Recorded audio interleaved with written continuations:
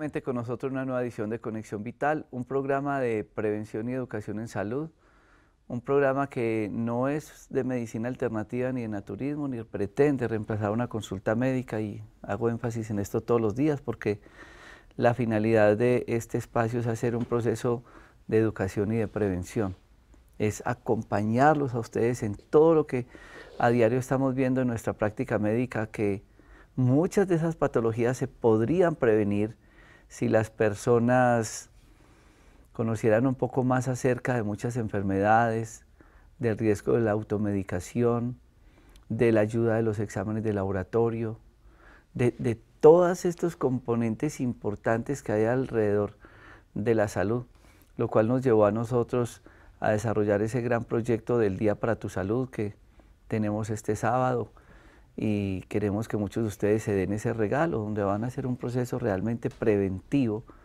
acompañados de más de 15 profesionales con exámenes de cardiología, odontología, ecografía, exámenes de laboratorio, limpiezas de colon, todas estas ayudas diagnósticas que necesitamos para hacer realmente una consulta médica integral, que es como termina ese día cuando todos los médicos evaluamos al paciente para definir el procedimiento terapéutico. Ahí ven ustedes la parte de ecografía. Y yo quería hacer énfasis ahora que veo estas imágenes.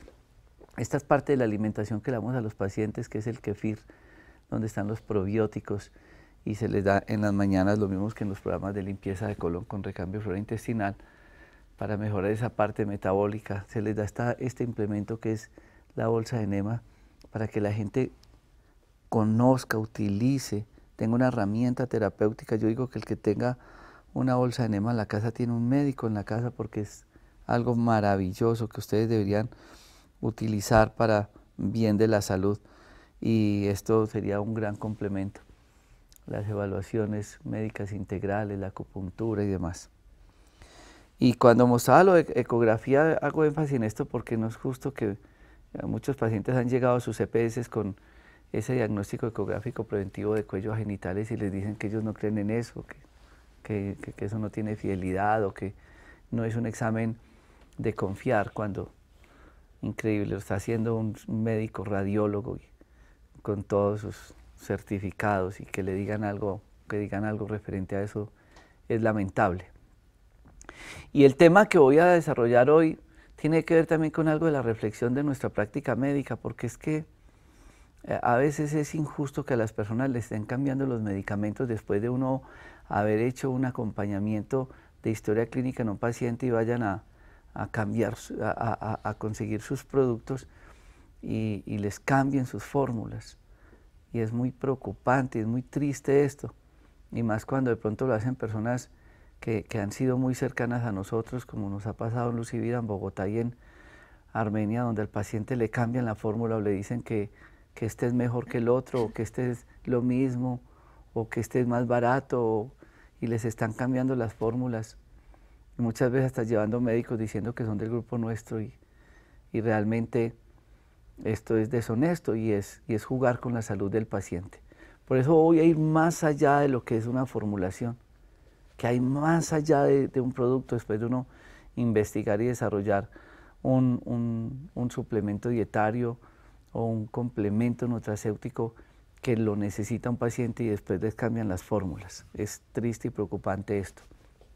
Quiero compartir este espacio hoy con mi sobrina Marta Viviana Zuluaga Rojas, y para el mismo motivo de mucha alegría compartir con ella. Es docente universitaria, tiene sus doctorados, tiene su investigación, asesora a personas que están en la academia en las diferentes universidades, y hoy vamos a hablar de estos temas tan importantes, de ese paralelo que hay entre estos productos con muchos otros productos desde la farmacopea. Viviana, muchas gracias por estar con nosotros y bienvenida a Conexión Vital. Muchas gracias, doctor, por invitarme, y gracias a los televidentes que se están conectando por Facebook y que están viéndonos por Telecafé en este momento. Muchas gracias. Qué bueno que me recuerda eso, y las personas que quieran invitar para que nos vean en este momento en otras partes del mundo lo pueden hacer en este momento por Facebook Live buscando Doctor Rojas, y ahí ven ustedes el programa en vivo. Hablemos entonces de este tema, realmente qué hay de todo, porque como digo yo, para hacer este programa detrás de cámara, yo quisiera tener una cámara acá y ustedes vieran 3 camarógrafos, y si yo traspaso esta pared, hay una cantidad de personas haciendo posible este programa. Audio, los que me hablan por acá, los que están pendientes de las llamadas, los que están generador de caracteres, todo eso. Y eso mismo pasa cuando uno elabora un producto. ¿Desde dónde viene la idea? ¿Quiénes están en el campo? ¿Quiénes están allá en los microscopios investigando y pudiendo desarrollar un producto para beneficio de la persona? Sí, doctor. El proceso de creación de un producto, llámese natural o llámese un producto de síntesis, lleva sus años de investigación. Nosotros hemos muchas veces visto que porque dicen que es un producto natural, entonces es un producto que no tiene químicos, y todo lo contrario. El producto natural es un producto a base de compuestos químicos, es la interacción química que tienen las plantas que nos dan unos metabolitos, unos compuestos secundarios, unos metabolitos secundarios que tienen una actividad biológica. Y esa actividad biológica no solo hay que investigar el compuesto como tal, sino que también hay que mirar para qué sirve ese compuesto. Si es necesario aislarlo, si trabaja mejor en conjunto con todos los compuestos que trae la planta o con todos los compuestos que trae el extracto. Entonces, es un proceso que tarda años detrás de un producto que ya está como en la vitrina para vender. Bueno, pues ya porque muchas personas dicen, no, eso es natural y eso nada pasa y demás, es muy importante que ustedes hoy estén muy atentos, porque debe haber una historia clínica, unos apoyos diagnósticos. En este momento me escribía, por ejemplo, María Fajardo, que si también es bueno uno hacerse colonoscopia y ecografía abdominal, y está hablando de exámenes, porque para yo llegar a lo que está diciendo mi sobrina en este momento, yo tengo que decir, ay, ¿para cuál enfermedad? ¿Y qué producto es el que voy a utilizar? Y entonces la gente dirá, ay, entonces la ecografía muestra las imágenes de los órganos en su forma, tamaño y demás. La colonoscopia, endoscopia va adentro del órgano y mira qué es lo que está pasando, que es importante que tengan eso presente. Pero después de este corte de comerciales vamos a entender qué es lo que ellas tienen que mirar para definir la elaboración de un producto. Ya regresamos.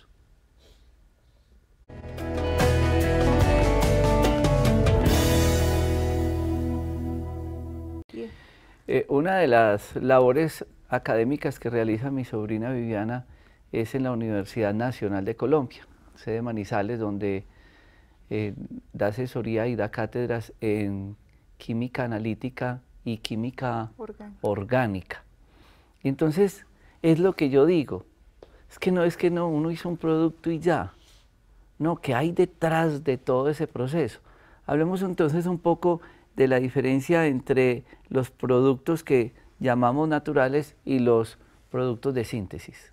Bueno, entonces un producto natural es porque lo provee un organismo vivo, llámese planta, llámese microorganismo, es un metabolito o un extracto que vamos a sacar de un producto vivo. Sin embargo, es muy difícil que un compuesto que está en unas concentraciones tan bajitas en una planta, nosotros podamos hacer extracción masiva de ese compuesto. Entonces el hombre aprendió a sintetizarlo en el laboratorio. Es decir, ese mismo compuesto que produce la planta, el hombre ha sido capaz de llevarlo al laboratorio y extraerlo desde el laboratorio. Hay mucha gente que pregunta, bueno, ¿y es el mismo producto? ¿Es el mismo compuesto químico? Sí, ahorita la tecnología nos permite, o el desarrollo en la ciencia nos permite tener el mismo compuesto químico, así provenga de una planta o así provenga de una síntesis por el hombre. Es el caso de la aspirina, por ejemplo. La aspirina proviene de una planta, pero el hombre ha sido capaz de identificar ese compuesto y de hacer los procesos en laboratorio para generar ese compuesto tal cual lo provee la planta. Entonces, es el caso de la aspirina y es el caso de muchos otros. Vemos, por ejemplo, que en la Segunda Guerra Mundial, por ejemplo, la heroína se utilizó para los heridos en combate. Y si ustedes ven ahí las imágenes, Bayer empezó a distribuir la heroína como un medicamento para el dolor, luego sacaron un producto para la tos a base de heroína, y la heroína es un compuesto natural que sale del capullo de una flor, pero el hombre ha sido capaz de sintetizarlo. Entonces, una cosa es el producto de síntesis que hacemos en el laboratorio y otra cosa es el producto que sale de la planta. ¿Son diferentes? No son diferentes, son el mismo compuesto. ¿Qué es como la ventaja que puedan presentar ahorita los productos que nosotros llamamos productos naturales? Es que no está el compuesto aislado solito, sino que es un extracto donde hay más compuestos parecidos a él, y ya hay estudios que han demostrado que ese conjunto de compuestos del extracto de la planta es el que tiene una actividad biológica. Entonces, ahorita con los productos naturales ya no se busca sacar el principio activo, sacar ese compuesto, ese único compuesto que presentó una actividad biológica, sino que es sacar una familia de compuestos, un grupo de compuestos extraídos de origen vivo, de origen animal o de origen vegetal principalmente, y llevarlo pues a un producto terminado. Ahorita en los comerciales el doctor me preguntaba si los efectos secundarios de un producto de origen o el que nosotros llamamos un producto natural es diferente a uno de síntesis, siendo el mismo compuesto. Caso, por ejemplo, la aspirina. Si la aspirina que extraemos del árbol es diferente o tiene un efecto secundario diferente al que se sintetiza en el laboratorio. Entonces la respuesta es, si nosotros cogemos el producto de la planta, del árbol, y aislamos la aspirina, ya ahí hay una intervención humana. Igual pasa con el producto de síntesis. Con moléculas más pequeñas vamos a llegar también a la aspirina, y digamos que si nosotros tenemos un proceso de purificación exhaustiva en el proceso de síntesis, esos dos compuestos no serían diferentes. Por ende, van a tener el mismo modo de acción en el organismo que lo reciba. Cuando he tenido la oportunidad de dictar estas conferencias también en congresos, porque mucha gente dice, no, en mi caso, no, es que Rojas es un yerbatero, entonces él manda ramas y tal. Entonces uno empieza a hacer en cardiología, el digoxin, que es una planta que es la digoxina. En oncología, la vinca pervinca, el besito, que es la vincristina. Tú acabas de mostrar ahí hace años, no sé esa foto de qué año será, pero Bayer tenía entonces la heroína, de ahí empezaron a salir la historia de la anestesiología, que he hecho programas acá, muchos de ellos en oftalmología son productos derivados de la heroína y de otros componentes. Y ahora, como veíamos la foto de la heroína, ahora ya salen cannabinoides, de la marihuana, y todos los efectos que son estudiados. Que mire, esto es historia, esto Viviana, ¿de qué año? Eso está más o menos como, la guerra. En la Segunda Guerra Mundial, en 1943 más o menos, y de ahí en adelante se distribuyó por un tiempo la heroína, no solo así en tabletas, sino también en una presentación como jarabe, como expectorante. Los cólicos menstruales y abdominales, no, que la gente dice, tome buscapina, ¿y qué es eso? Escopolamina, es sacado de esa planta.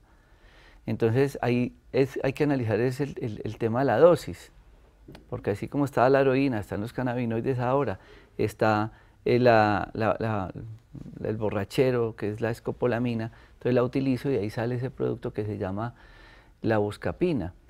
En gastroenterología, colpermín, menta piperita, en estreñimiento, el cilio, plantago mayor. Y así empezamos a ver que hay una gran cantidad de plantas que se sintetizan y se sacan en productos. El quiadón es el ginkgo biloba, en otorrino, bueno, en muchas otras patologías, se llama quiadón, uno ve ahí, ginkgo biloba. Es todo ese proceso.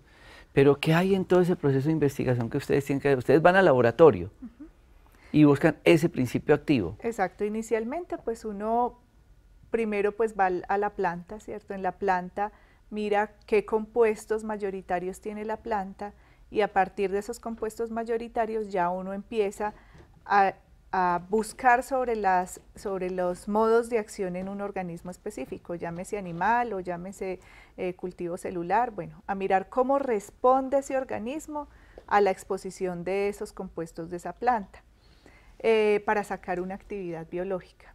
Una vez uno tiene ya la actividad biológica, empieza a estudiar si hay un metabolito específico que se debe aislar, que es el que está generando esa actividad biológica, o si es el conjunto de metabolitos los que generan esa actividad biológica. Entonces, si es un solo metabolito, ya uno busca la manera de aislarlo, de separarlo y de purificarlo. Si ustedes se ponen a ver cuánto puede pesar una hoja de una planta, puede ser, no sé, una hoja seca puede estar, yo creo que menos de los 10 gramos. Y de ahí empiezan a restar cualquier cantidad de peso en muchos compuestos, pues en azúcares, en celulosa, bueno, en polímeros, en todo lo que le da estructura a la hoja. Y ese compuesto o ese principio activo está en cantidades muy, muy, muy pequeñitas. Entonces, para yo sacar un jarabe que tenga 100 miligramos, pues yo probablemente vaya a necesitar toda una extensión de cultivo de una cuadra para poder sacar esos 100 miligramos de ese compuesto. Entonces, por eso el hombre decidió o buscó la alternativa de aumentar la cantidad del principio activo haciendo síntesis, es decir, a partir de unos compuestos que se compraban pues de laboratorio, poder construir esa misma molécula que produce la planta. ¿Cuál es la diferencia entonces? Que cuando nosotros hacemos la síntesis en el laboratorio, o sea, generamos esa molécula, hay muchas moléculas que tienen una, a ver cómo, o sea, eso se llama estereoquímica, pero quiere decir como una distribución óptica, es decir, las moléculas están organizadas de una manera que le permite a la molécula tener una rotación óptica. Entonces, una rotación óptica a la derecha o a la izquierda. Esa rotación óptica le da una selectividad, una estereoselectividad a las plantas. Las plantas tienen una sola de esas dos. Cuando nosotros sintetizamos en el laboratorio, inicialmente lo que vamos a producir es una mezcla de esos dos compuestos, que es el mismo compuesto, pero que tienen rotaciones ópticas diferentes. Ya ahorita digamos, con los desarrollos científicos que tenemos, ya podemos incluso llegar a separar esos dos compuestos que tienen rotaciones ópticas diferentes y hacer exactamente el compuesto de la planta. Pero ya ese proceso de purificación es mucho más costoso. Entonces ahí muchas veces decimos, bueno, ¿por qué, por ejemplo, hay un medicamento que es genérico y me vale menos dinero y un medicamento que es comercial y me vale muchísimo más dinero? O sea, muchas veces es hasta 100 veces más costoso el de marca. Y es porque muchas veces ese producto de marca ha tenido ese proceso de purificación de buscar el isómero, es decir, el compuesto que tiene esa rotación óptica específica, que es el que mejor va a aceptar el organismo. Muchas veces en los genéricos estamos consumiendo la mezcla de los dos isómeros. Entonces nos consumimos la mezcla. Uno puede servir para el dolor de cabeza, el otro puede generar un efecto secundario, ¿cierto? En la planta tenemos la ventaja de que la planta sí va a producir uno de los dos isómeros. Entonces esa sería como la única diferencia. Yo me pongo a escuchar hablar a mi sobrina y yo digo, a veces es muy difícil hacer televisión, porque ella es bregando a desenrollar para que ustedes entiendan esa terminología, esos procesos bioquímicos de laboratorio y entender qué hay detrás de un producto o de un fármaco y entender por qué es tan delicado el tema de la automedicación y el tema de que les cambien una fórmula. No, es que tal cosa y no sabemos si es genérico, si es de marca. Entonces, es entender todo ese proceso. Uno de los doctorados y investigaciones que ha hecho mi sobrina, de hecho, ha sido organofosforados en el cuerpo. Efectos de cosas que hay en el medio y que nos pueden finalmente afectar el cuerpo, porque lo que estamos hablando es de la salud. Un efecto para la hipertensión, un efecto para la diabetes, un efecto para X patología. Pero es conocer todo ese proceso de laboratorio que se debe llevar a cabo para finalmente sacar un producto. Ya regresamos después de este corte de comerciales.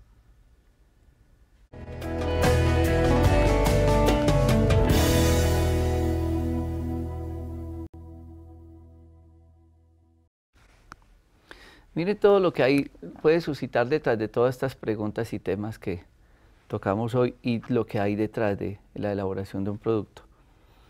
Y cómo puede perder o mejorar el efecto dependiendo los horarios, las mezclas, si se lo tomó con leche, si se lo tomó con la comida, si fue en ayunas o no.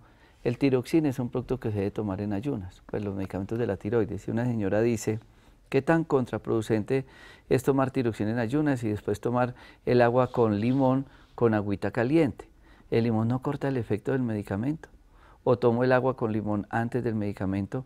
Esta mezcla de limón con agua me afecta para nada, ya que yo soy hipertenso, mil gracias. Entonces, uno se pone a analizar la pregunta. Bueno, ya sabemos que el tiroxina debe ser en ayunas y espere por lo menos 1 hora o 2 para ingerir cualquier otra cosa, sea el agüita con limón o cualquier otra cosa. El agua con limón es bueno, pues tiene efectos positivos en el caso de la hipertensión. Pero miren, por ejemplo, otro interrogante que yo quiero que mi sobrina nos ayude. Primero, los tiempos, las mezclas y otra cosa. Hemos leído que cuando ustedes parten la pastica, porque compraron o tienen de la dosis de 100 y resulta que tienen que tomar 50, parten la pasta, guardan la otra mitad y lo que hemos leído es que la otra mitad ya no sirve, porque en esas 24 horas ha sufrido un proceso de oxidación, ya la sacaron del vacío, ya la partieron y resulta que pierde el efecto terapéutico. Esto puede suceder, ¿es cierto? Pues hay tipos de medicamentos que sí sufren oxidación. En el caso de las hormonas, en el caso de la tiroxina, que era la pregunta de la señora, la tiroxina es un medicamento que ya está, creo que tiene todas las indicaciones por el médico que debe ser en ayunas, que además debe de esperar 1 hora después de haberse tomado la pasta, luego sí consumir el alimento. Entonces, en ese caso es importantísimo seguir las indicaciones médicas, pues yo creo que ya el doctor dirá si es bueno o no tomarse la agüita con limón, pero ya una vez haya pasado esa hora. ¿Por qué? Porque los medicamentos, cuando entran al organismo, empiezan a generar muchas reacciones. La principal reacción es una reacción de oxidación. Y las reacciones con el mismo ácido del estómago, las enzimas que están en nuestro tracto digestivo. Entonces, desde que entra a la boca ya el medicamento, lo que decía el doctor, desde que se abre, ya está en contacto con el agua del ambiente, con el oxígeno del ambiente y ya empieza a generar oxidación. Entonces, sí, hay unos medicamentos que sí son sensibles al agua del ambiente, al oxígeno, a la luz, son sensibles. Y para esos hay que tener un cuidado. Por ejemplo, también la insulina que se debe almacenar en la nevera y que se deben de tener unos cuidados. Sí, porque eso nos permite tener el producto o darle estabilidad al producto y darle un mejor tiempo de vida media al producto, lo que va a asegurar que las dosis que usted requiere sean las que están llegando al organismo. Bueno, tocaste un tema bien interesante. Y es que el tema se va desarrollando con lo que vamos diciendo y lo que nos van escribiendo acá. Como que agua en el ambiente, pensarán algunos. Yo he tenido algunas devoluciones de pacientes que toman nuestro cloruro de magnesio. Y nosotros hemos tratado de elaborar un cloruro de magnesio que sea su mayor concentración en cloruro de magnesio. Entonces, hay gente que nos ha devuelto el frasco. No, doctor, es que mire que yo compré el producto y se me explotaron las cápsulas. Y entonces ahí es donde va la pregunta. El almacenamiento, la exposición en las vitrinas, el dejar el frasco abierto, ¿puede que esto produzca? Porque uno podría decir, cuando elaboramos ese cloruro de magnesio, uno le puede echar mucha harina para que no le pase eso, o decirle a la persona, no sol, no humedad, tápelo bien, porque es que todo eso, como este tiene más cloruro de magnesio, se puede explotar la cápsula. ¿Puede pasar todo eso? Sí, incluso los mismos productos naturales tienen excipientes. Excipientes es que, como esa harina que decía el doctor ahorita, pues o ese compuesto que de alguna forma está protegiendo el principio activo, y esos son excipientes que van a tener tanto los productos de síntesis como los productos naturales, que están diseñados para que guarden mejor el producto. Sin embargo, usted puso el caso del cloruro de magnesio. El cloruro de magnesio es un producto supremamente higroscópico, es decir, usted abra una cápsula de cloruro de magnesio o vierta cloruro de magnesio sobre una mesa y en menos de 1 minuto eso ya está agua. Si tiene buena concentración de cloruro de magnesio. Si es cloruro de magnesio, eso ya está completamente en agua. Entonces, ¿qué es lo que pasa con estos productos? Que cada producto o cada compuesto tiene unas especificaciones, no solo para su consumo, sino también para su almacenamiento. ¿Por qué? Porque muchas veces, por más excipientes que le pongamos al producto, hay compuestos que son sensibles a la luz, hay compuestos que son sensibles al oxígeno, hay compuestos que son sensibles al agua, y en el medio tenemos todo eso. Entonces, es importantísimo no solo para seguir las indicaciones para el consumo, sino también el almacenamiento va a ayudar a que su producto se conserve en las mismas condiciones durante todo el tiempo para el que fue creado. También me hace recordar su comentario hoy que estaba con todos los médicos en el Parque de la Salud y empezamos a hablar de la vitamina E. Y entonces, quienes consumen el omega nuestro dice omega 3, vitamina E. Y entonces unos preguntaban, bueno, ¿y qué función cumple la vitamina E? Hablemos un poco de cómo un producto que siendo beneficioso puede proteger el principio activo que tiene, en este caso, el omega.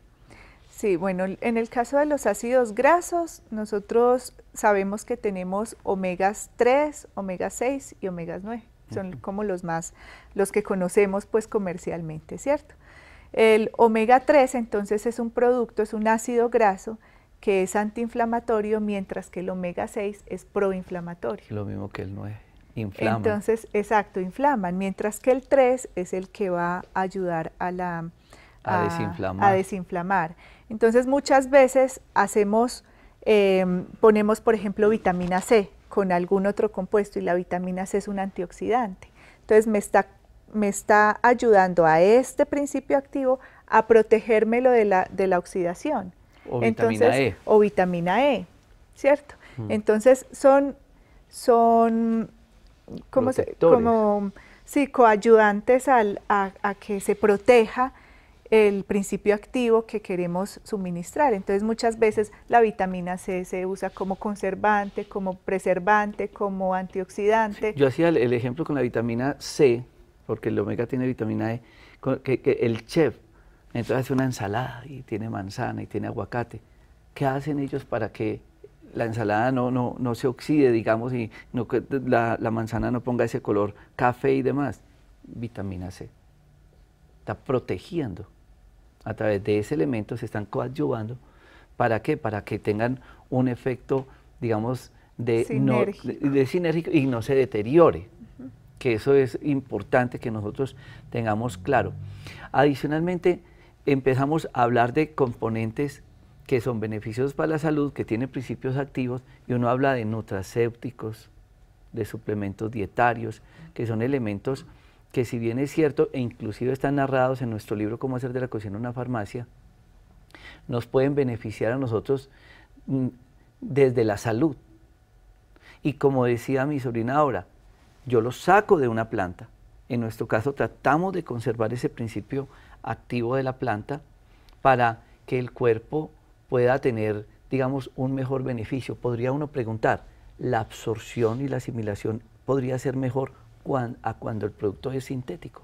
Bueno, esa es una pregunta un poquito difícil de responder. ¿Por qué? porque el hecho de que se aísle de la planta o que se quiera tener un efecto sinérgico va más en la actividad biológica que en cómo lo asimile o no el organismo. Hay muchos productos que le indican que se lo tome con leche o que se lo tome con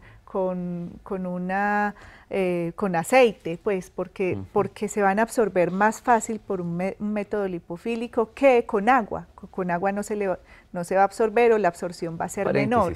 Pasa con el omega 3, la lecitina, las perlas de ajo y las que vengan en perlas, en aceites, vitamina E, vitamina A, que el proceso de asimilación es mejor cuando se consume con la comida. Exacto, entonces la indicación es importante, es por las características del producto. Otra cosa, cuando hablábamos, por ejemplo, que viniera el omega 6 y la vitamina D junto, o que ¿El 6 o el 3? Perdón, el 3, el omega 3 con la vitamina D, que vengan juntos. Entonces, muchas veces nosotros utilizamos otro producto que sea también, digamos, que se le haya demostrado una actividad biológica en el organismo, pero se utiliza más como protector de este principio activo, es porque no queremos usar otro tipo de compuestos que conserven, por ejemplo los benzoatos de sodio, benzoatos de potasio, que ya se ha demostrado que tienen un efecto adverso sobre la salud, o los nitritos, los nitratos para la gente que sufre alergias, que son protectores de los principios activos, pero que de pronto pueden generar una reacción adversa. Entonces muchas veces utilizamos la vitamina C o la vitamina E para proteger los principios activos, de manera que no tengamos que usar ese otro tipo de compuestos. Bueno, nos queda un corte de comerciales y usted acaba de tocar un tema bien difícil, que son esos complementos que pueden ser nocivos o beneficiosos, y la reflexión que yo siempre he dicho: mientras al champú le estamos echando polen, aceite de coco, vitaminas, jaleas y no sé qué, a nuestros medicamentos y a nuestros alimentos les estamos echando químicos que nos están acabando la vida. Ya regresamos.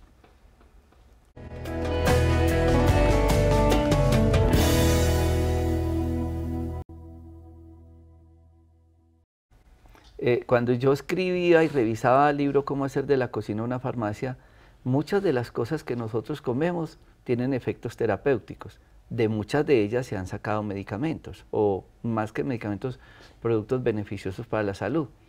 Entonces ahorita se habla de la cúrcuma y la pimienta negra, el ajo perejil, por ejemplo, y demás. Pero, ¿qué pasa cuando le estamos agregando a esos juguitos sintéticos que muchas frutas como los arándanos tienen propiedades bilberry ojo, goji inmunológico, cranberry urinario, pero los llevamos a unos juguitos, le agregamos químicos, lo mismo que a muchos productos que llamamos naturales, y terminan siendo peores y más nocivos? Sí, ese es un tema importantísimo, porque con los productos naturales también se ha abusado. Entonces queremos sacar, sí, de la planta y del extracto completo, utilizar toda la sinergia que tienen todos los compuestos que tiene la planta para beneficio, pero resulta que estamos poniéndole conservantes que ya hay evidencia que tienen efectos adversos para la salud. Entonces ahorita hablábamos de los benzoatos, hablábamos de los nitritos, que hay mucha gente que genera alergias, que la exposición crónica como a esos conservantes, por así decirlo, pueden generar enfermedades crónicas, inflamación y demás. Entonces, no siempre el producto que dice producto natural, porque se extrajo de la planta o porque se extrajo del organismo, en su elaboración cumple con todas las normas de seguridad. Yo en estos días leía que a Clorox le dieron un certificado de que el 90% de los productos con los que hacían el Clorox eran de origen orgánico, ¿cierto? O eran de origen, era un producto natural. Y pues si uno ve para qué está diseñado el Clorox, que es pues como el limpiador de la casa, pues es para matar bacterias, ¿cierto? Entonces, no todo lo que diga que es completamente natural es algo que sea beneficioso para la salud. Por eso hay que siempre consultar al médico y siempre saber de dónde viene ese producto y que tiene unas buenas prácticas de elaboración, pues para la seguridad de la salud de uno. Bueno, a mí me perdona que es que hace muchas preguntas y se nos salen del tema y yo tengo que tratar de lograr el invitado con el tema porque María Heroína nos hace una pregunta bien interesante y es que dónde elaboramos los productos. Nosotros hemos buscado varios laboratorios, tenemos una ingeniera química que hace la interventoría de estos productos y tratamos es eso, de ir mejorando. Para mí ha sido un apoyo muy grande mi sobrina Jessica, que ustedes la han visto en estos programas hablando conmigo sobre todos estos temas, lo mismo que Viviana, que nos ha acompañado mucho en la parte de acompañamiento en medicamentos Dr. Rojas. Y uno es buscando e investigando como lo mejor que pudiéramos encontrar de la naturaleza para beneficio de las personas, y esa es nuestra finalidad. Ahorita se ha tocado mucho el tema de los cannabinoides, ya que usted nos mostraba la imagen de la heroína. ¿Qué efectos, qué es lo que se ha avanzado y beneficios para el cuerpo? Bueno, hay varios artículos científicos donde hay unos estudios previos con cáncer de mama y con problemas neurológicos como el Alzheimer, el autismo. Entonces, se ha podido avanzar como en un efecto favorable para las personas que sufren también dolores crónicos o que tienen enfermedades terminales, pues como paliativos. Entonces, vemos que hay como que diferentes áreas en las que los cannabinoides están tomando pues mucho protagonismo ahora. De hecho, pues ahorita Canadá es uno de los países que más investigación tiene en este tema, y el uso de los cannabinoides pues se ha mostrado pues una mejora, pues ya hay evidencia de mejora sobre todo en enfermedades neurológicas como personas con convulsiones, Alzheimer, Parkinson. Sí. Entonces, igual, pues yo creo que antes de uno tomar un tratamiento es acudir pues al médico y al especialista que lo está viendo y siempre preguntar si está bien con su tratamiento, con el tratamiento que está llevando, poder tener tratamientos alternativos como este. Un adagio famoso, nada es veneno, todo depende de la dosis. ¿Cómo aplica el tema de hoy? Sí, definitivamente, aunque el producto diga que es un producto natural, el hecho de que sea natural no quiere decir que pueda llegar a ser nocivo para el organismo. Entonces, una exposición crónica a cualquier compuesto químico puede llegar a ser dañino para el organismo. Por eso, muchos de los médicos que trabajan con productos naturales siempre recomiendan que uno debe de tener periodos donde no se consuma el producto. Entonces, usted tiene, no sé, 1 mes o 2 meses consumiendo ese producto, deje a su cuerpo descansar también de ese producto, porque la exposición crónica a cualquiera de los compuestos pues puede llegar a ser nocivo también. ¿El cuerpo nos habla con los efectos secundarios? Sí, claro. Yo creo que la primera expresión de que algo o hay algún desorden puede ser la inflamación, incluso las alergias cutáneas es uno de los primeros signos de alarma ante cualquier producto que estemos utilizando. Bueno, yo no tengo sino agradecimientos. Yo cada que hago un tema y hablo, digamos, en este caso con mi sobrina, lo único que uno quiere es seguir estudiando, investigando, tratando de hacerlo mejor, buscando ese beneficio para la salud de las personas. Y personalmente yo tomo todos mis productos y siento cosas geniales en la parte de la salud, y tratamos de hacerlo hacia los pacientes y tratamos de hacer lo mejor para los pacientes. En algunos casos, no todos los pacientes tienen la misma respuesta. Hay que mirar esa parte individual. Y hoy me decía una paciente, no tolera el Bilderen. No lo tolera, algo puede pasar en su cuerpo. Y eso es lo que nos lleva a nosotros a seguir investigando, y continuaremos en esta labor. Quiero agradecerte por estar con nosotros, Viviana, y ojalá hacer muchos más programas a tu lado y y también queremos dejarlos con una nota bien interesante acerca de estas plantas medicinales. Muchas gracias por estar conmigo. Gracias a ti y a todos los televidentes. Muchas gracias, sobrina. El uso de plantas medicinales como herramientas para establecer la salud y el bienestar ha sido utilizada en todas las culturas desde tiempos antiguos. Hoy en día, el uso de las plantas medicinales va en aumento, ya que son productos muy útiles, no solo para curar enfermedades, sino también para prevenirlas. ¿Sabes cuál es el mejor momento para recolectar plantas medicinales? Aquí te damos algunas recomendaciones para que aproveches al máximo sus beneficios. Los días sin lluvia y que amanecen soleados son los más propicios para recoger las plantas. No se debe hacer en días lluviosos para evitar el riesgo de moho. Tanto las hojas como las plantas enteras deben cortarse con la ayuda de un cuchillo afilado o tijeras para podar, para evitar el daño de la planta. No recojas plantas en áreas de mucho tráfico o en campos que hayan sido tratados con compuestos químicos como pesticidas. El secado de la planta también es una parte fundamental del proceso. Al ser arrancadas de su medio natural, ven alterado su equilibrio metabólico y proliferan reacciones y fenómenos que deterioran la parte de la planta recolectada, que contiene el principio activo. El principio responsable de la alteración de la planta medicinal una vez recolectada es la elevada presencia de agua. Al descender el agua, las enzimas detienen su actividad, quedan inhibidas y la parte de la planta medicinal recolectada se conserva. El almacenamiento de la planta depende de las características propias de cada especie y de la parte de la planta utilizada, pero hay condiciones que hay que considerar como almacenar en un lugar fresco. La temperatura es un factor importante, pues el calor produce pérdida de los principios activos y el frío excesivo favorece la proliferación de hongos y moho. Preservar de la luz, principalmente de la luz ultravioleta que acelera el deterioro de la droga vegetal. Controlar el tiempo. En general no debe sobrepasar a un año, pero puede variar dependiendo de las características de la planta medicinal.